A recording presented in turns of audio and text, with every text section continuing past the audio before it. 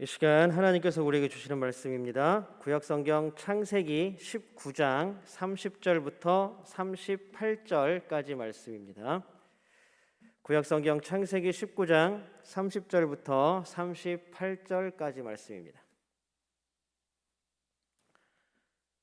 오늘은 저와 여러분이 한 절씩 번갈아 가면서 교독하도록 하겠습니다. 교독합니다. 제가 먼저 30절 읽겠습니다. 롯이 소알에 거주하기를 두려워하여 두 딸과 함께 소알에서 나와 산에 올라가 거주하되 그 두 딸과 함께 굴에 거주하였더니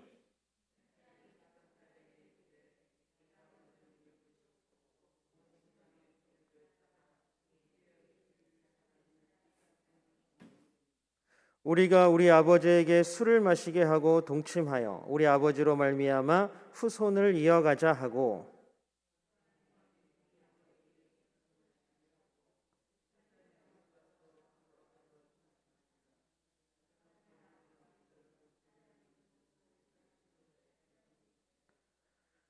이튿날 큰 딸이 작은 딸에게 이르되 어젯밤에는 내가 우리 아버지와 동침하였으니 오늘 밤에도 우리가 아버지에게 술을 마시게 하고 내가 들어가 동침하고 우리가 아버지로 말미암아 후손을 이어가자 하고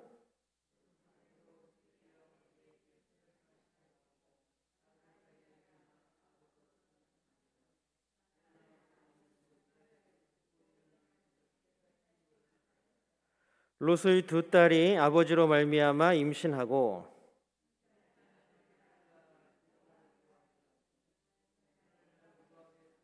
함께 읽겠습니다.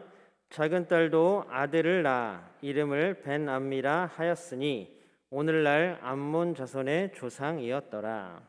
아멘. 예배하는 모든 성도님들께 주님의 은총이 가득하기를 축복합니다.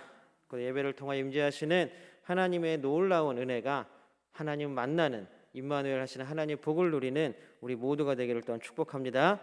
우리 함께 인사 나눌까요? 우리 같이 앞뒤 옆에 좌우 보이는 사람 다 함께 인사 나누겠습니다. 환영합니다. 사랑합니다. 축복합니다. 반가운 거 맞으시죠? 별로 이렇게 크게 우리 하나님께 믿음의 고백 올려드리겠습니다. 우리 두 손을 하나님 앞에 벌쩍 들고 하나님께 믿음의 고백 올려드립니다.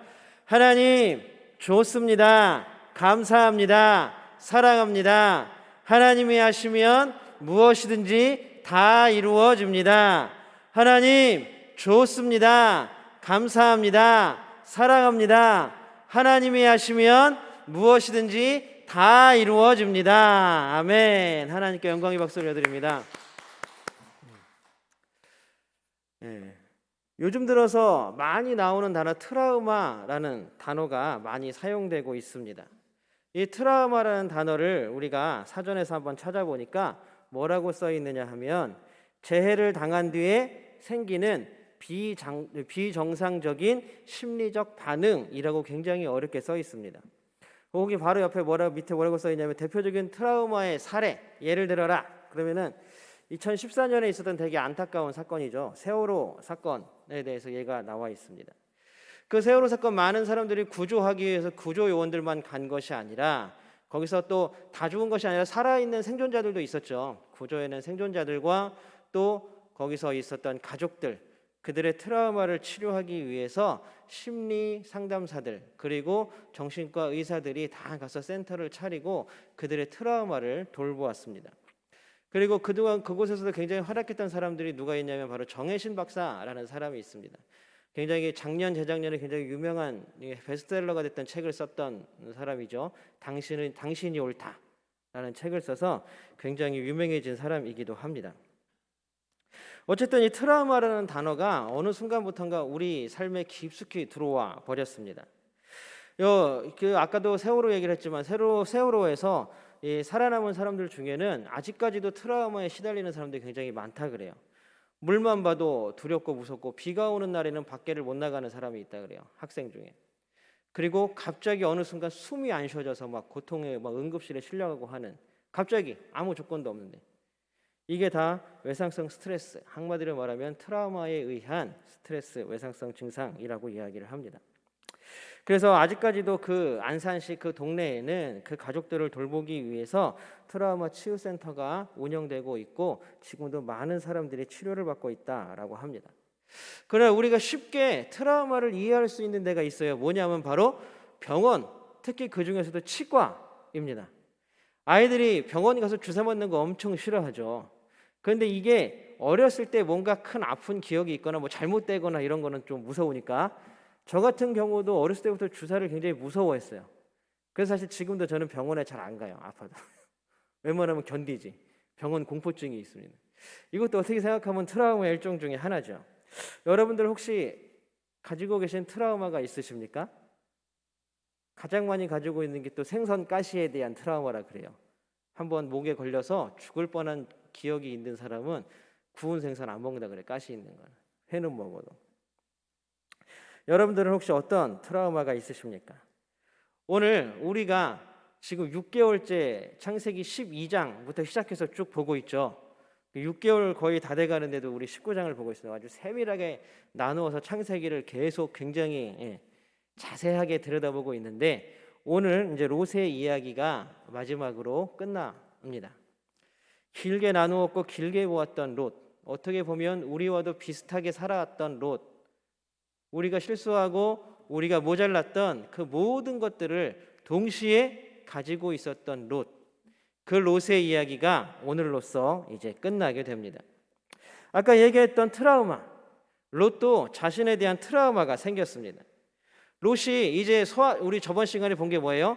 롯이 또 가족들이 어디로 도망했어요? 소알이라는 작은 성으로 도망갔습니다. 천사는 산으로 도망가라고 했지만 롯이 요청을 했죠. 그래서 소알이라는 성으로 도망갔습니다.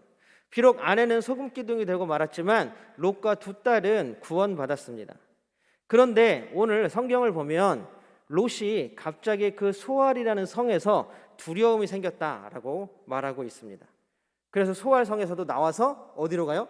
산으로 가서 동굴에 기거했다라고 나옵니다. 우리 30절을 한번 같이 읽어보겠습니다. 30절입니다. 우리 세 번역으로 화면에 띄워드릴 테니까 한번 보겠습니다. 30절입니다. 같이 보겠습니다. 시작. 롯은 소알에 사는 것이 두려워서 두 딸을 데리고 소알을 떠나 산으로 들어가서 숨어서 살았다. 갑자기 하나님 말씀이 생각이 나서 산으로 갔을까요? 아, 그래, 하나님이 산으로 갔는데 내가 우기에서 소알로 왔구나. 안 되겠다. 하나님 말씀을 잘 들어야지. 그리고 소알로 간 게 아니라 소알에 딱 도착해서 사는데 두려움이 엄습한 거예요. 어떤 두려움일까요? 오늘 성경에서도 롯이 산속으로 들어간 이유가 두려움 때문이라고 이야기를 하고 있습니다. 두려움이 롯을 소알성을 떠나서 산속에 동굴 속에 기거하게 했다라는 것입니다. 사실 우리가 알고 있는 것처럼 롯은 살기 위해서 소알성으로 들어갔습니다. 천사들이 그 소알성이 예뻐서 그 소알성만 남겨뒀어요? 우리가 읽은 말씀에 의하면 롯 때문에 소알성도 구원을 받은 거예요. 사실 우리 21절 오늘 본문 아니지만 지난 시간에 읽었던 21절을 세 번역으로 한번 읽어보겠습니다. 화면 띄워드립니다. 같이 읽겠습니다. 시작. 좆소 내가 그 청을 들어주겠소 저 성은 멸하지 않겠소. 이게 천사의 대답이었잖아요. 천사의 대답. 내가 소알성으로 갈게요. 하나님 산으로는 못 갈 것 같아요. 그러니까 천사가 그래요, 그냥 소알성으로 가세요. 그 대신에 저 소알성은 당신 때문에 멸하지 않겠습니다 라고 말하는 거예요. 그러면 사실 그 소알성도 어떻게 되는 거예요? 소돔과 고모라와 그 지역이 멸망받을 때 같이 멸망당해야 하는 성이었지만 롯이 그곳으로 피해감으로 말미암아 그 성은 지켜주겠다라고 천사가 약속한 거예요. 그러한 상황이니 롯이 소알을 딱 들어갔습니다.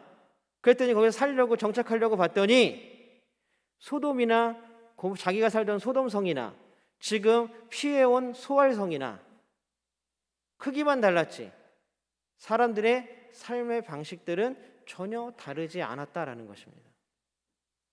소돔에서 하나님이 소돔성을 멸망시킨 원인이었던 그들의 삶의 방식이 이 작은 소알성에서도 그대로 있었다는 것입니다.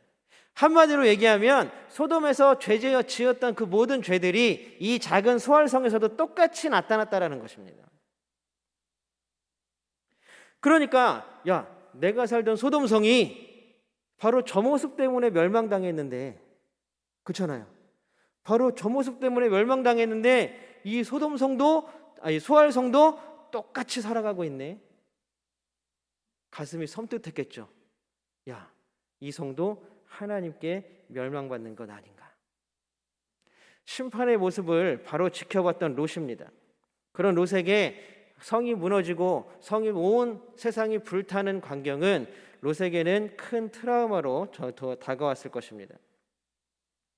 그러니 이 롯은 자기가 가지고 있는 두려움 때문에 이 소알성에 서서 이러면 안 됩니다. 당신들 지금 저 옆에 있는 소돔성이 이런 죄 때문에 멸망당하고 불에 타서 없어지지 않았습니까? 하나님께 심판받지 않았습니까? 말릴 의욕도 말릴 힘도 없었습니다. 그냥 야, 소돔과 다르니까 여기 있다가는 또 멸망당하는 나도 죽겠다라는 두려움뿐이었습니다. 그러니 피해야겠다. 당당히 맞서거나 그들에게 피할 방법을 알려주지 못했습니다. 소돔성에서는 그나마 천사들이 빨리 당신이 아는 사람, 당신이 데리고 나가고 싶은 사람에게 전하십시오. 이건의 구원의 길이라고 빨리 말씀해 주십시오 했을 때 아는 사람들을 찾아가서 야, 빨리 나가야 돼. 이게 사는 길이야 라고 전했지만 이 트라우마, 이 두려움은 롯을 움직이지 못하게 가두어 버렸습니다. 그러니까 어떻게 됐어요? 롯이 한마디도 못하고 자기가 두 딸만을 데리고 산속으로 피했다라는 것입니다. 아브라함과는 너무 대조적인 모습입니다. 계속되는 아브라함이 하나님을 만나서 롯을 구원하기 위해서 어떻게 했어요? 그 성에 의인이 처음에 몇 명이에요? 50명. 50명 있으면 어떡하실래요? 내가 살려줄게. 몇 명 있으면 어떡하실래요? 몇 명 있으면 어떡하실래요? 거듭 똑같은 얘기를 물어봅니다. 하나님이 짜증을 낼 수도 있는 상황이죠. 너 지금 나하고 뭐 장난하냐? 아브라함도 아마 그게 걱정이었던 것 같아요. 아브라함의 말을 한번 볼까요? 우리 창세기 18장 30절 32절을 우리가 한번 세 번역으로 화면에 띄워드릴 테니까 한번 읽어보겠습니다. 우선 30절입니다. 같이 읽겠습니다. 시작. 주님, 노하지 마시고 제가 말씀드리는 것을 허락하여 주시기 바랍니다. 32절입니다. 또 읽겠습니다. 시작. 주님, 노하지 마시고 제가 한 번만 더 말씀드리게 허락하여 주시기 바랍니다. 하나님 앞에 선다는 게 얼마나 두려운 일입니까? 그런데 하나님이 50명도 허락했고 40명도 허락했고 30명도 허락했는데 계속 바꾸는 거예요. 하나님, 그러면 어떻게 할까요? 어떻게 할까요? 근데 이 앞에다 이 말을 붙이는 거예요. 하나님, 제가 한 번 더 얘기할 테니까 화내지 마시고 좀 들어주세요. 아브라함도 그게 걱정이었던 것 같아요. 하나님, 화내시면 어떡해, 짜증내시면 어떡하나. 하지만 아브라함은 그 두려움을 극복하고 이겨낼 수 있었습니다. 왜냐하면 조카 롯이 걱정되었기 때문이죠. 이것을 다른 말로 하면 뭐예요? 조카 롯을 그만큼 사랑했다라는 것입니다. 하나님의 짜증을 받아낼 만큼 하나님의 화를 감당하면서까지도 롯을 구원하고 싶어하는 아브라함의 마음이었다라는 것입니다. 아브라함은 다른 사람, 타인을 위해서 두려움을 이기고 그 하나님께 간구하는 사람이었습니다. 이것이 세상을 향한 그리스도인들의 책무입니다.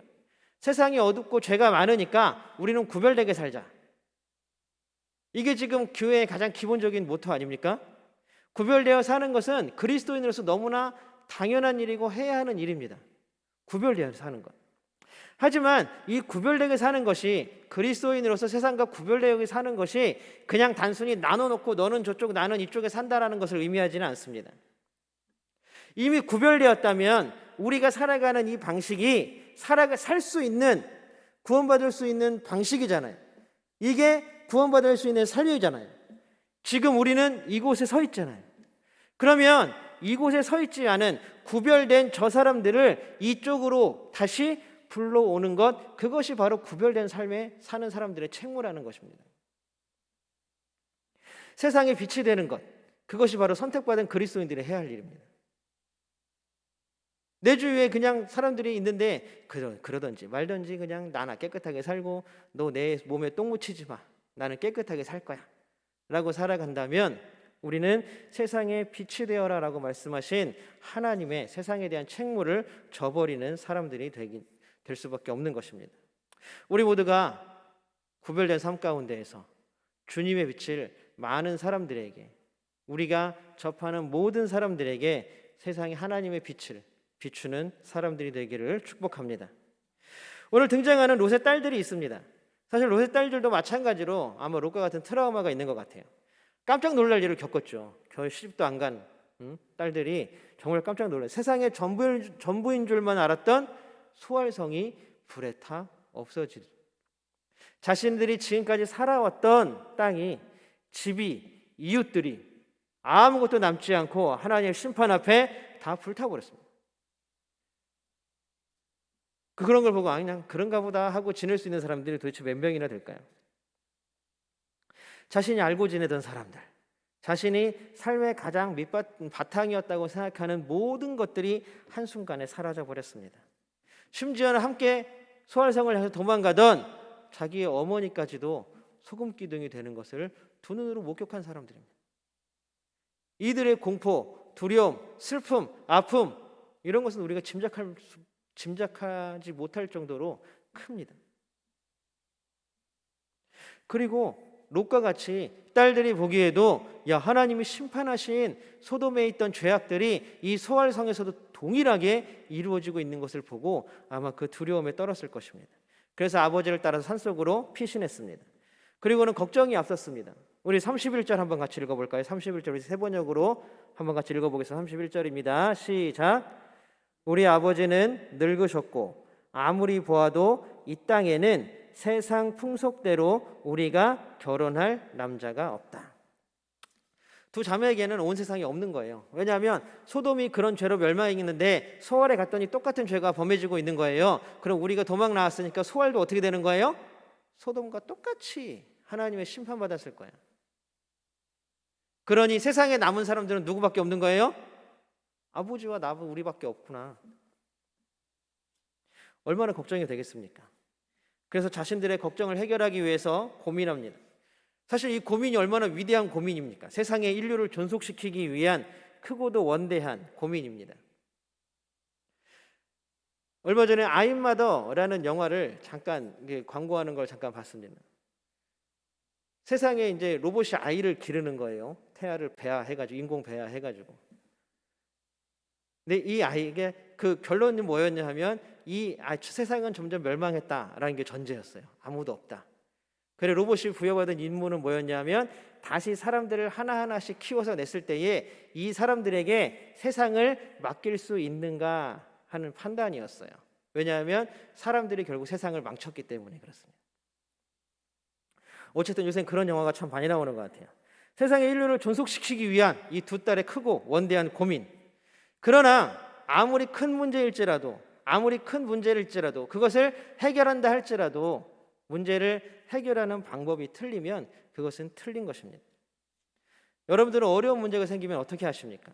해결하기 어렵고 힘든 문제가 여러분들 삶에 딱 다가온다면 여러분들은 어떻게 그것들을 해결하시고 있으십니까? 거기에 만약에 그리스도인이라면 어떻게 해결하겠습니까? 라고 앞에다가 그리스도인이라면 이런 것들을 조건을 딱 붙이면 우리에게는 어떤 해결 방법이 있을까요? 뭐가 있을까요? 한번 고민해 보시기 바랍니다. 학생들이 선생님께 가장 많이 듣는 말 중에 하나가 있습니다. 저는 군대에서 이 말을 굉장히 많이 들었습니다. 또 제가 이제 제대할 때쯤 됐고 하면 그때는 또 많이 하는 말이 되었습니다. 제가 이전에 교회에 있을 때에도 담임 목사님이 저희가 한 번씩 실수할 때마다 하셨던 말씀입니다. 뭐냐면 바로 모르면 물어봐. 모르면 물어봐. 이 말만큼 엄청난 위력을 가진 말이 없는 것 같아요. 저는 그래서 굉장히 이 말을 좋아합니다. 모르면 물어봐야죠. 학교에서 그런 말도 있잖아요. 학교에서 질문 잘하는 학생이 공부도 잘한다고. 질문을 얼마나 잘하느냐에 따라서 그 학생이 가지고 있는 수준이 드러난다는 것입니다. 군대에서도 어디에서도 똑같습니다. 먼저 있던 사람, 뭔가를 알고 있는 사람에게 모르면 물어보는 것이 너무나 마땅합니다. 근데 자존심 때문에 혹은 자신의 생각 이런 색 때문에 못 물어보면 누구 손해예요? 그냥 자기 손해예요. 모르면. 도저히 자신이 해결할 수 없는 문제가 생기면 그거는 물어봐야 돼요. 자신의 능력치를 넘어서는 문제가 있으면 잠시 멈춰서서 그것들을 나보다 더 능력치가 있는 사람에게, 나보다 더 많이 알고 있는 사람에게, 나보다 더 뛰어나다고 하는 사람에게 물어봐야 돼요. 그래야 그것이 해결이 됩니다. 괜히 또 핀잔 들을까봐, 무능력해 보일까봐, 잘 못 물어보면 그 마음도 이해는 갑니다. 저도 그랬거든요. 실수하고 일이 틀어져서 결국엔 나중에는 더 수습하기가 어려운 일들이 생기게 마련입니다. 그리스도인에게 물어본다는 것은 어떤 의미일까요? 여러분들 머릿속에 어떤 단어가 떠오르시나요? 그리스도인이 물어본다. 누구에게 물어볼까요? 우리는 안 물어보죠. 우린 능력치가 너무 뛰어나시니까, 권세님들 계셔갖고 하나님께 물어봅니다. 하나님께 묻는 것을 우리는 뭐라 그래요? 기도라고 합니다. 기도라는 단어가 다 떠오르셨죠? 마음속에 다 갖고 계셨죠? 예. 추워서 말을 못 하신 거예요. 힘겨울 때 결국 우리는 하나님께 물어볼 수밖에 없습니다. 어떤 방법으로도 해결할 수 없는 문제가 생긴다면 그것은 우리의 한계, 우리의 능력을 넘어서는 것은 누구에게? 하나님께 물어볼 수밖에 없는 문제입니다. 롯의 딸들도 자신들이 해결할 수 없는 문제잖아요. 자신들에게 주어진 문제가 너무나 크고 원대하다고 제가 아까 말씀드렸잖아요. 그러면 둘이 해결할 수 없는 문제예요. 최소한 하나님은 아니더라도 아버지인 롯에게라도 고민을 상담을 했었어야죠. 아버지, 이제 어떻게 할까요, 우리가? 아마 롯에게 그렇게 진지하게 고민하고 서로 물어보고 서로 고민했다면 롯의 머릿속에 아브라함이라는 사람이 떠오르지 않았을까요? 이건 가정이죠. 역사나 성경에는 가정은 필요가 없습니다, 일단. 그러나 롯도 두려움에 하나님의 묻는 걸 포기하고 술의 힘으로 살아가고 있었습니다. 그래서 큰딸은 자기 나름대로 해결책을 찾습니다. 우리 31절 아까 읽은 본 중에 이 딸이 딱 해결책으로 찾은 것 두 단어만 한번 읽어보겠습니다. 한번 화면에 한번 띄워주시는 거 세 번역으로 한번 읽어보겠습니다. 시작. 세상의 풍속대로입니다. 세상에서 하는 대로 하지 뭐. 남들 다 그렇게 하는데 뭐 어쩔 수 없지 뭐. 이게 최선이야. 벼룩이요. 벼룩 아세요? 벼룩이 최대한 뛰면 60cm까지 뛴대요. 엄청나죠. 그런데 이 벼룩을 30cm 통 안에다 가둬놓잖아요. 그럼 벼룩이 통통통 처음에는 막 부딪힌대요, 위에다가. 왜냐면 60cm 뛰는 애를 30cm에 가둬놨으니까. 그런데 어느 순간부터는 거의 한 28cm, 29cm 부딪히지 않게 뛴대요. 그리고는 나중에는 이 통을 벗겨서 밖에 풀어놔도 그만큼밖에 못 뛴대요. 그만큼밖에. 자기 능력을 아는 거죠. 내 능력의 한계치가 우리는 28cm. 그런데 그 이상을 뛰려고 하면 어떻게 해요? 하나님께 의뢰하는 방법밖에 없다라는 사실입니다. 분명 그리스도인은 구별된 삶을 사는 존재입니다. 그렇기 때문에 갈등이 오고 고민이 옵니다. 그래서 더 어렵습니다. 고민과 갈등 끝에 세상적인 방법대로 결정을 한다면 우리가 세상 사람들과 다를 바가 뭐가 있겠습니까? 구별되어 산다는 것이 시와 때에 따라서 달라지는 것일까요? 어떤 어려움인가에 따라서 우리는 묻고 답하는 대상이 달라지는가요? 우리는 하나님께 기도하는 사람이 되어야 될 줄로 믿습니다. 기도로 묻고 기도로 답을 듣는 사람들이 되어야 합니다. 우리 모두가 하나님께 기도하고 응답받는 사람들 되기를 주님으로 축복합니다. 그런데 문제가 하나 있습니다. 세상에 하나님의 응답을 들었다고 하는 사람이 너무 많아요. 뭐 유튜브 요새는 막 넘쳐나잖아요. 보면은 별 희한한 사람들이 정말 많아요. 뭐 하나님께서 뭐 땅굴을 파셨다 그러고 파라 그랬대요. 왜 그러냐 그랬더니 2021년에 북한에서 쳐들어오는데 뭐 어쩌고 저쩌고. 또 어떤 교회에서는 아예 사람들을 데리고 주일 예배가 끝나면 저 경기도 있는 파주나 이쪽으로 간대요. 그래서 북한군이 판 땅굴을 찾느라고 삽질을 한대요. 온 교인이 가서 하나님이 그걸 시켰대요. 하나님이 그걸 시켰으면 그 구멍 위치도 좀 알려주시지 편하게. 그걸 어제 이상한 사람들이 너무나 많습니다. 지금 말씀드린 것처럼 응답받았다라는 사람들의 삶은 참 너무나 기이합니다. 너무나 이상합니다. 자신들이 그렇게 변명해요. 왜냐하면 하나님은 우리의 상식을 뛰어넘으시는 분이다. 그러니까 기이한 일을 시켜도 우리는 따라해야 한다. 그런데 우리는 잘 살펴야 합니다. 하나님은 우리의 상식을 뛰어넘으시는 분이지만 매일의 해가 동쪽에서 떠서 서쪽으로 지게 하시는 분입니다. 하나님은 어두운 밤이 지나면 밝은 아침을 주시는 하나님이십니다. 하나님께서는 지구가 매일 매시간 매분 매초 공존하고 자전하게 하심으로 우리를 살아갈 수 있게 하시는 분입니다. 우리가 살아가는 데 있어서 하나님은 너무나 상식적인 삶을 우리에게 주신 분입니다. 우리는 그래서 잘 분별해야 합니다. 하나님께서 추구하시는 가치 그리고 판단의 기준이 무엇인지를 우리는 잘 분별해야 합니다. 그러나 큰딸과 작은딸은 세상의 풍속대로 자신의 문제들을 해결하려고 했습니다. 어떻게 보면 굉장히 슬프고 비극적인 일이 벌어진 것이죠. 롯의 인생이 하나님께 복받음으로 말미암아 아브라함과 더 이상 동거할 수 없을 만큼 복을 받았잖아요. 그래서 따로 살았는데 그 복 가운데 그 하나님과 함께했던 그의 삶이 이제는 참 비참하고 비극적인 사건으로 끝을 맺게 되는 것입니다. 다 하나님과 멀어진 삶이 원인이었습니다. 이제 모압과 암몬이 롯의 후손이 되었습니다. 평생 모압과 암몬은 성경책 구역성서 내내 이스라엘과 천적 관계를 유지하며 서로 으르렁거리면서 싸웁니다. 이들은 그럼 과연 이들의 존재의 이유는 무엇이었을까요? 하나님은 과연 모압과 암몬을 상처난 후손, 상처난 백성으로서 그렇게 그냥 처분하시고 놓아두실까요? 그렇지 않았다라는 것입니다. 아브라함의 기도로 하나님께서는 롯을 끝까지 살피시고 그들의 후손까지도 살피시는 분이셨습니다. 우리 신명기 2장 9절과 19절 하나님께서 모세에게 모압과 암몬에 대해서 이스라엘 백성들에게 또 모세에게 이야기를 해주십니다. 먼저 2장 9절을 한번 읽어보겠습니다. 시작. 주님께서 나에게 말씀하시기를 모압을 괴롭히지도 말고 싸움을 걸지도 말아라. 그 땅은 내가 너에게 유산으로 주기로 한 땅이 아니다.